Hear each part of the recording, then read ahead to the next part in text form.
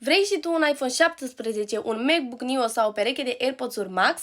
E bine, am găsit o combinație perfectă pentru tine, pentru că Neo, împreună cu cei de la Bump, organizează un giveaway pentru voi. Ideea acestui giveaway este să introduci cât mai mulți prieteni în aplicația Bump, adică practic să le trimiți linkul tău, iar ei să se înregistreze prin intermediul acestuia. Important este ca prietenii tăi să nu aibă deja un cont de Bump. Premiile vor fi acordate astfel.